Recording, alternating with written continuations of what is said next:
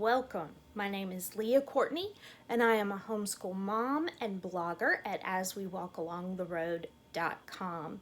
And this episode is the first in a brand new series that I am doing called Homeschooling FAQ. And so my goal in this series is to answer some of the most commonly heard questions about homeschooling. So whether you're thinking about homeschooling and you have these questions, or you get questions from the people around you when they know that you're homeschooling, hopefully this series will provide some answers for you. Now, I'm going to start with a question today that I often hear. If you have a question that you would like included in the series, please feel free to message me either on Instagram if you're watching this on IGTV. You can leave a comment if you're watching this on YouTube, and I would love to answer your questions as well. So the question that I'm going to be starting with today is a really common one. I get it from a lot of homeschooling moms as they're getting ready to start homeschooling, and I get it from people who find out that I'm homeschooling and are just curious about this. But that is the question: should or do homeschoolers take standardized tests? Now, you can mean several different things about standardized tests when you say that. If your child is in a public school or even a traditional private school, they probably take some type of standardized test every year. And this can be something different depending on the school that they're in, the district that they're in, and what your state requires.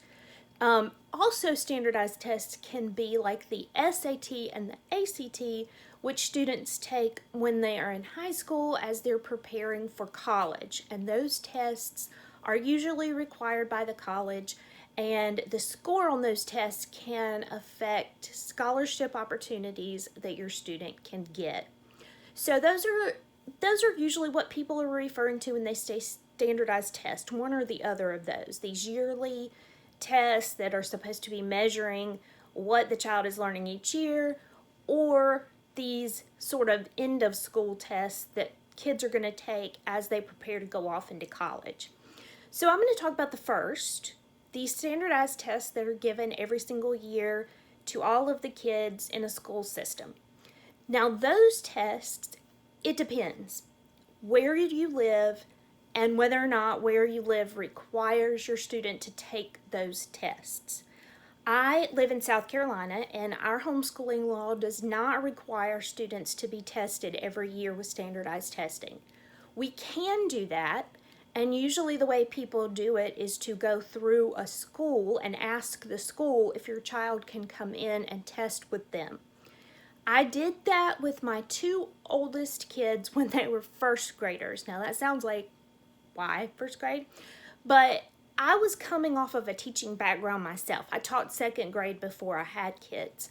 And so in my mind, because I had given those second graders these standardized tests every year, in my mind this was a normal every year thing that really needed to happen, even though I knew that the law didn't really require it. So that first year, that first my oldest and then the next year my second oldest were first graders, I sent them into the classroom to be tested. Our church has a private school, and so I sent them into the first grade classroom at that private school. The teachers agreed to let them come in during the time of testing. They tested over a span of like 2 weeks, and so they would only test in the morning, so my kids would go for the morning time, and then I would pick them up at lunchtime. But even though I enjoyed getting their scores back and seeing what are you strong in, what are you not strong in, I also started realizing around that time that those tests weren't going to be a really good reflection, because when you're a teacher in a traditional school, to some degree, you're teaching toward those tests every year. Your curriculum is going to match what's being tested that year. We're not doing that in homeschooling. We're not teaching with that end goal of the test in mind. So I realized when I started looking at some of those categories that even though my kids both had done well on this first grade test in pretty much every category, when I saw the kinds of questions and what was being asked, I realized that as we moved on and I kind of did my own thing with my own curriculum, we weren't going to line up with those tests every year. And so to look at the score on those tests wasn't really going to tell me anything, because all it told me was, we didn't cover that information this year. If you'd been using a standard curriculum, you might have. Doesn't mean we're never going to cover it. It means that we probably are covering things in a different order than the kids would if they were in a traditional school. So at that point, I pretty much decided we didn't need to worry about it because we weren't legally obligated to take them. It was kind of a hassle trying to find a way to get them into the school and have them take the test. So I decided not to worry about it. Some states require standardized testing every year. If that is the case for you, definitely test. Find out how homeschoolers are supposed to do that in your area and give them those standardized tests. If you are not obligated to do it by your state's law, I would encourage you not to do it, or at least not to do it every year. The main reason is that, well, two-part reason. Kids can get really stressed about those tests, and if kids aren't good test takers, their scores are going to be low, even though legitimately they might know those things, but they don't test well, so it didn't reflect that.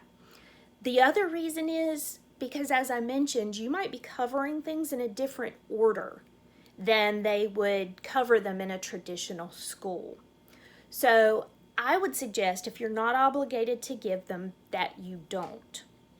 Now, the second kind of test that I talked about, the ACT and the SAT, that very much depends on whether your child is going to college, how they're going to handle life after high school. Are they going to do a community college? Are they going to a four-year college?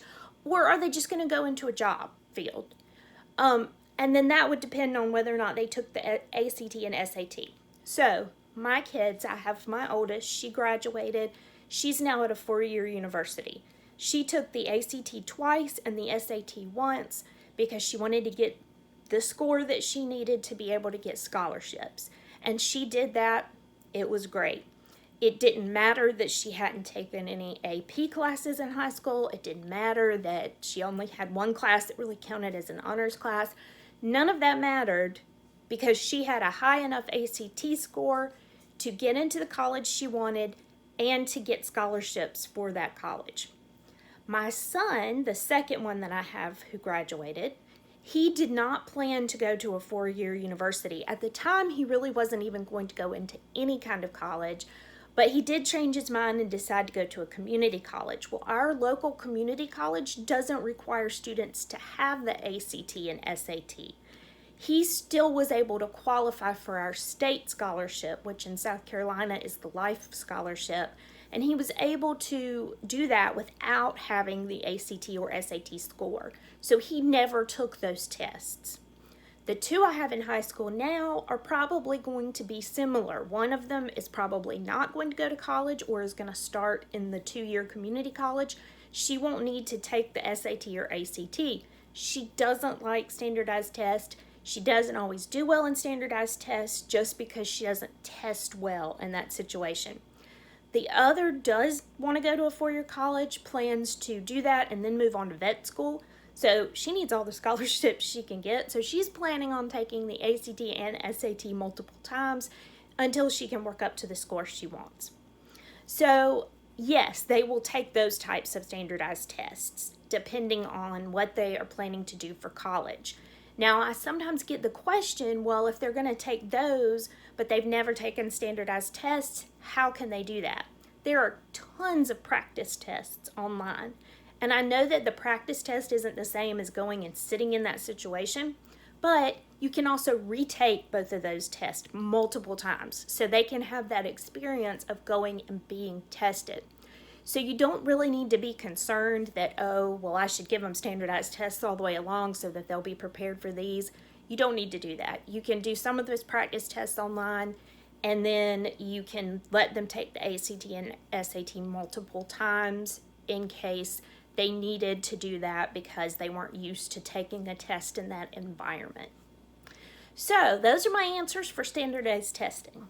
If you have other questions about standardized testing that I didn't answer, or if you have questions you would like me to answer in one episode, I would love for you to leave those questions here for me. Thank you.